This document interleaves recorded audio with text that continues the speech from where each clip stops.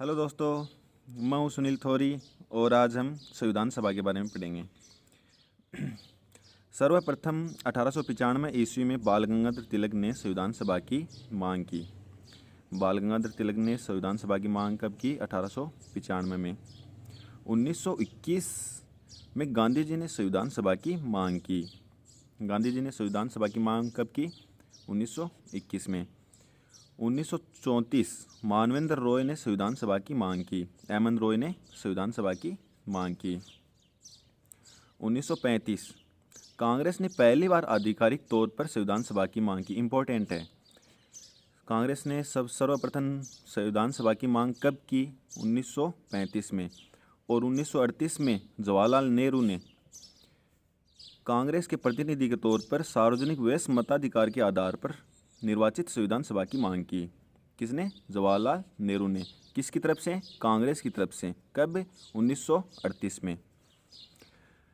1940 अगस्त प्रस्ताव।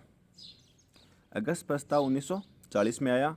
ब्रिटिश सरकार ने पहली बार ब्रिटिश सरकार ने पहली बार संविधान सभा का प्रस्ताव रखा, यद्यपि संविधान सभा शब्द का उल्लेख नहीं किया गया। प्रस्ताव रखा पर संविधान सभा शब्द का उल्लेख नहीं किया गया था। 1942 क्रिप्स मिशन।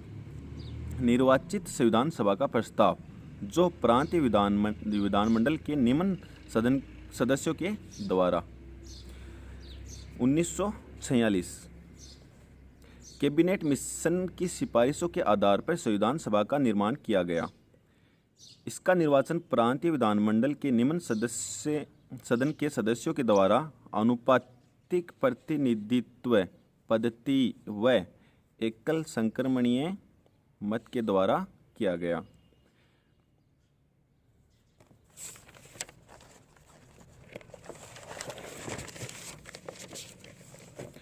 अब देखिए संविधान सभा में कुल कितने सदस्य हैं? संविधान सभा में कुल सदस्य थे 389। ठीक है, अब देखिए 389 में ब्रिटिश भारत की तरफ से थे 296 और देशी रियासतों में थे 93। ब्रिटिश भारत जिस पर ब्रिटिश सरकार सीधा अपना हुकूमत करती थी और इस पे रियासतों पे 93 रियासतों पे क्या था? यहाँ की रियासतों का शासन था। अब ब्रिटिश भारत में भी प्रांतों से कितने थे? 292। और उच्चायुक्त क्षेत्र जैसे कि केंद्र शासित प्रदेश, उनमें कौन था? दिल्ली, अजमेर मेरवाड़ा, कुर्ग, बलूचिस्तान। अजमेर मेरवाड़ा से कौन थे? मुकुट बिहारी लाल। इंपॉर्टेंट क्वेश्चन है राजस्थान के लिए। और कुर्ग कहाँ पर है? कर्नाटक में। बलूचिस्तान कहाँ पर है? पाकिस्तान में। जुलाई अगस्त 1946 को संविधान सभा का निर्वाचन हुआ था। अगस्त 1947 को देश आज़ाद हुआ और उसके जस्ट एक साल पहले संविधान सभा का निर्वाचन हुआ था। कब? जुलाई अगस्त 1946 में। कांग्रेस के 208 सदस्य निर्वाचित हुए थे। सबसे बड़ी पार्टी कौन सी थी? कांग्रेस थे। उसके 208 सदस्य निर्वाचित हुए थे। मुस्लिम के लिए 78 सीट आरक्षित की गई थी। उसमें से 73 सीट पर मुस्लिम लीग के सदस्य निर्वाचित हुए थे। देखिए इंपॉर्टेंट क्वेश्चन है। क्वेश्चन ऐसे आ जाए कि मुस्लिम लीग के कितने सदस्य निर्वाचित हुए, तब तो है 73 और आरक्षित सीटें कितनी थी मुस्लिम लीग के लिए? 78। संविधान सभा के चुनाव के ठीक बाद मुस्लिम लीग ने संविधान सभा का बहिष्कार कर दिया। महात्मा गांधी व मोहम्मद अली जिन्ना ने चुनाव नहीं लड़ा था। ये भी इम्पोर्टेंट है कि महात्मा गांधी और मोहम्मद अली जिन्ना ने चुनाव नहीं लड़ा था। कुल 15 महिला सदस्य निर्वाचित हुई थी। इम्पोर्टेंट है ये भी बहुत। कितनी महिलाएं थी संविधान सभा में? 15 महिलाएं थी। जयप्रकाश नारायण, जेपी नारायण व तेज बहादुर सप्रू ने संविधान सभा से त्यागपत्र दे दिया था। किसने? जयप्रकाश नारायण व तेज बहादुर सप्रू ने। देखिए कुल सदस्य कितने थे? 389। ठीक है, उसमें ब्रिटिश भारत से 296, देशी रियासत से 93, प्रांतों से 292 और केंद्र शासित प्रदेशों से 4, दिल्ली, अजमेर मेरवाड़ा, कुर्ग और बलूचिस्तान।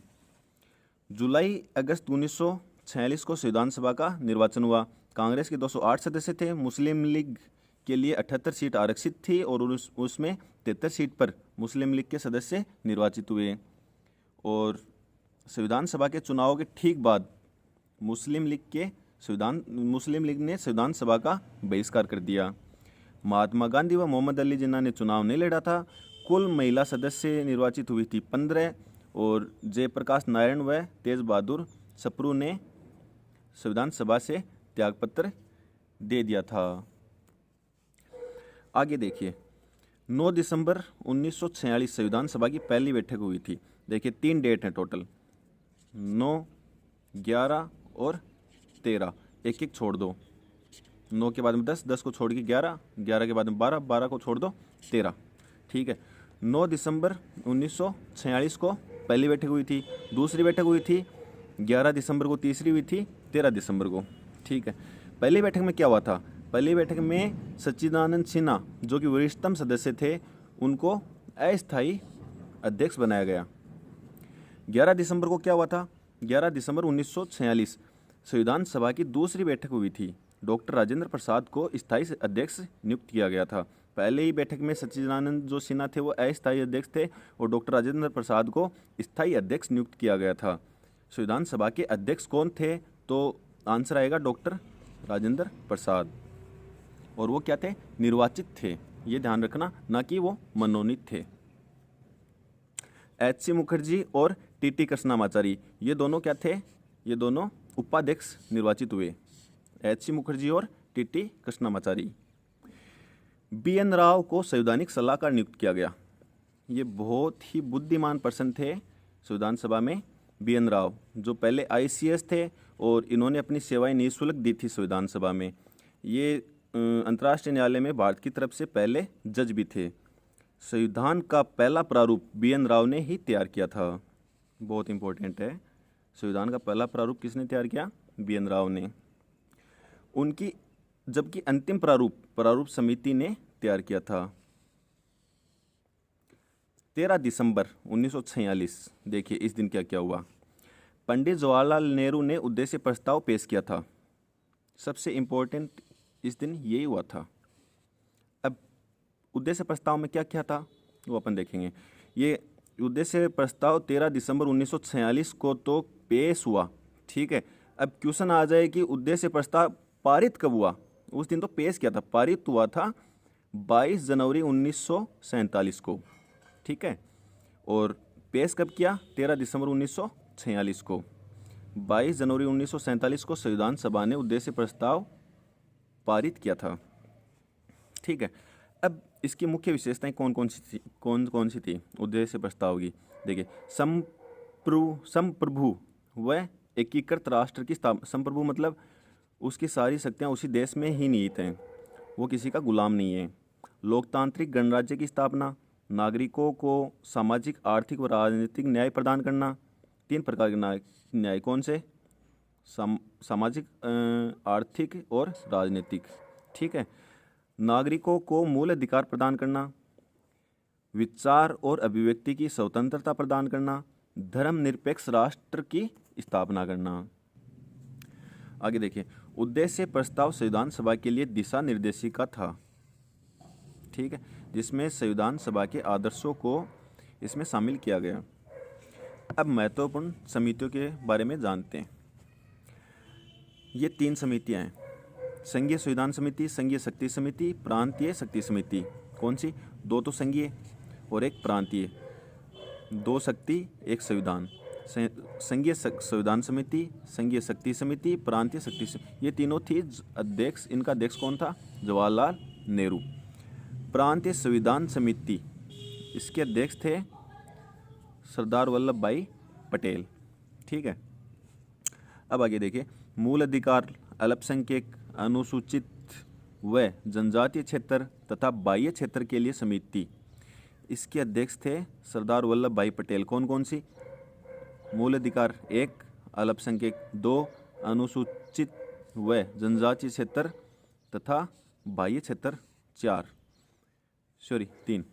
इसके लिए इसके अध्यक्ष कौन थे? सरदार वल्लभ भाई पटेल।